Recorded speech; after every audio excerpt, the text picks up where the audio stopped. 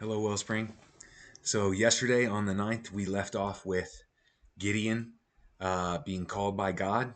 He's afraid. He's demonstrated he's got doubts. He's wrestling with, is this really God's call? Is it not? Even though he's seen miraculous signs, but he's been called by God to defeat the Midianites, to throw them down, to free Israel from the 7-year oppression where the Midianites have destroyed their crops and killed their cattle and killed their sheep and their flocks, and the Israelites are being left pretty destitute.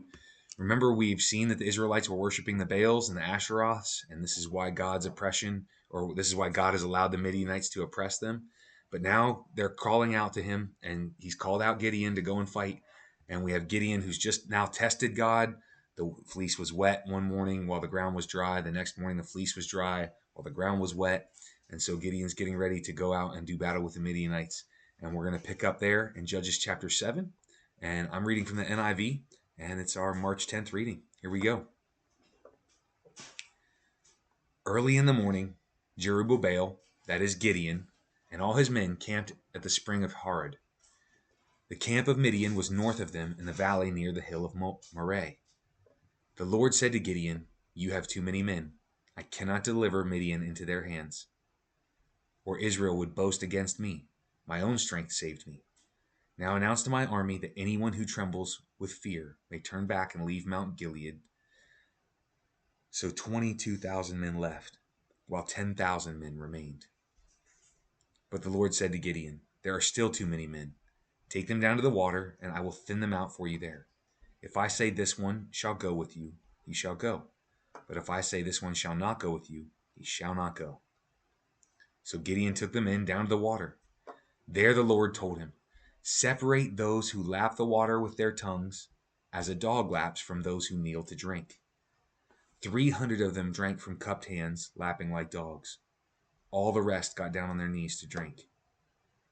The Lord said to Gideon, "With the 300 men that lapped, I will save you and give the Midianites into your hand. Let all the others go home." So Gideon sent the rest of the Israelites home, but kept only the 300 who took over the provisions and trumpets of the others. Now the camp of Midian lay below him in a valley, and during the night the Lord said to Gideon, "Get up, go down against the camp, because I'm going to give it into your hands. If you are afraid to attack, go down to the camp with your servant Purah, and listen to what they are saying. Afterward you will be encouraged to attack the camp." So he and Purah, his servant, went down to the outpost of the camp. The Midianites and the Amalekites and all the other eastern peoples had settled in the valley, thick as locusts. Their camels could no more be counted than the sand of the seashore. Gideon arrived just as a man was telling a friend his dream. "I had a dream," he was saying. "A round loaf of barley bread came tumbling into the Midianite camp. It struck the tent with such force that the tent overturned and collapsed." His friend responded, "This can be nothing other than the sword of Gideon, son of Joash, the Israelite. God has given the Midianites and the whole camp into his hands." When Gideon heard the dream and its interpretation, he bowed down and worshipped. He returned to the camp of Israel and called out, "Get up! The Lord has given the Midianite camp into your hands." Dividing the 300 men into 3 companies, he placed trumpets and empty jars in the hands of all of them, with torches inside. "Watch me," he told them. "Follow my lead. When I get to the edge of camp, do exactly as I do. When I and all who are with me blow our trumpets, then from all around the camp blow yours and shout, 'For the Lord and for Gideon!'" Gideon and the 100 men with him reached the edge of the camp at the beginning of the middle watch. Just after they had changed the guard, they blew their trumpets and broke the jars that were in their hands. The 3 companies blew the trumpets and smashed the jars, grasping the torches in their left hands and holding in their right hands the trumpets they were to blow. They shouted, "A sword for the Lord and for Gideon!" While each man held his position around the camp, all the Midianites ran, crying out as they fled. When the 300 trumpets sounded, the Lord caused the men throughout the camp to turn on each other with their swords. The army fled to Bethshitta towards Zerah, as far as the border of Abel Meholah, near Tabath. Israelites from Naphtali, Asher, and all Manasseh were called out, and they pursued the Midianites. Gideon sent messengers throughout the hill country of Ephraim, saying, "Come down against the Midianites and seize the waters of the Jordan ahead of them, as far as Beth Barah." So all the men of Ephraim were called out, and they seized the waters of the Jordan as far as Beth Barah. They also captured two of the Midianite leaders, Oreb and Zeb.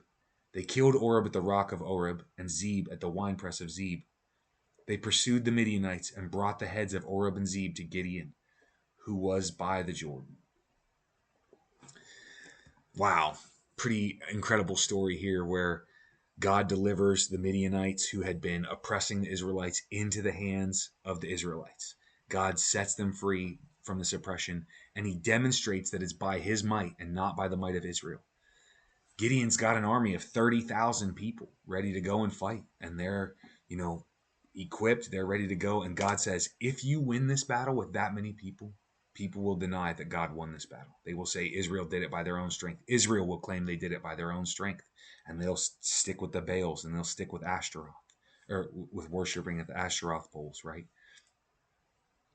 And so God says, we got to thin these numbers out. So he says to Gideon, tell anyone that wants to go home, go home. So Gideon looks at his army of 30,000 and he's like, anybody who's afraid, you can go home. 22,000 of the men go home, or 20,000 of the men go home, leaving him 10,000, right? And so now Gideon's looking around going, okay, this is a much smaller army. Can we do this? And God says, it's not small enough yet. There's still a threat that Israel could claim the power or the prestige from this. And it needs to be known that God is the one doing this. And so he says, anyone who drinks water with their hands cupped and laps it like a dog can stay. And anyone who bends down and drinks the water directly from the river cannot stay. And so Gideon looks, and there's only 300 men who drink from their hands and lap like a dog, right? And so Gideon's like, okay, we're down to 300. And God says to Gideon, here's this battle plan. Take an empty pot and take a trumpet, set up all around the camp of the Midianites. You're going to blow your trumpet and yell, a sword for the Lord and for Gideon, and then smash your pot. And when you do, all that sound and chaos in the middle of the night will cause the Midianites to panic. And so as they do that and they smash these jars and blow the trumpets, the Midianites, they're in turmoil. It's the middle of the night. They're waking up to all this sound, all this noise, and they think they're being overrun by the Israelites. And they panic and they start kind of fighting each other, killing each other, and they run out and try to escape. And as they're fleeing, the Israelites begin to pursue them, and the Israelite men are striking them down and taking back the land and the promised land and the areas that belong to God's people by God's gift, the areas that God had given to them. And then they begin to call out to the other Israelites who were in the mountains, or other Israelites who were hiding, come out and follow us and pursue the Midianites, and we'll chase them down. And one of the things that's interesting is if you culturally understand the way this warfare happened in these days and in this time, that lots of times the main conflict wasn't really where the deaths occurred. Now, yes, people died. Yes, people were wounded.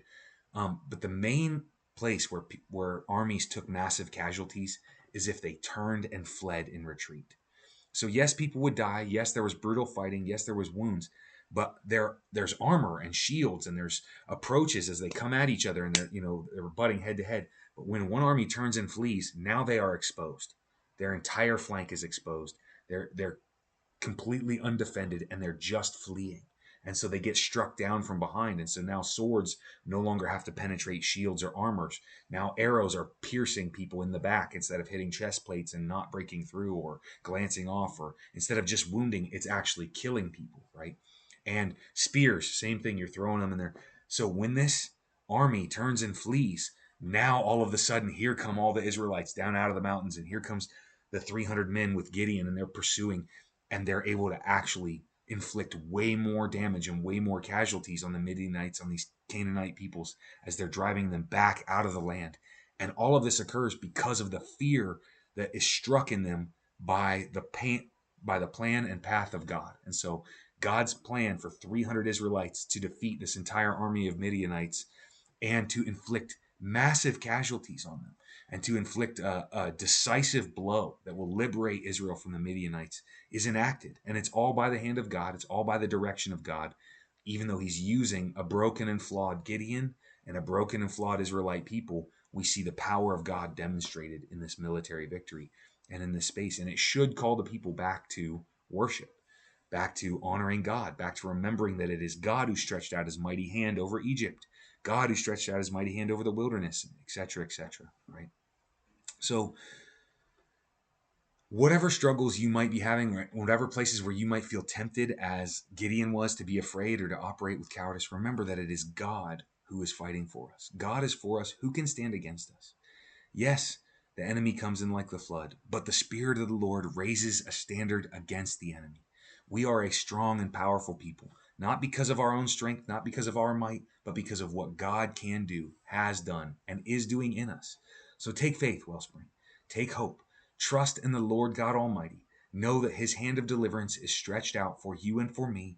The Messiah has already won the final victory, and now we get to be his hands and feet in advancing his kingdom, reaching others with the love of Jesus, and tearing down the strongholds of the enemy.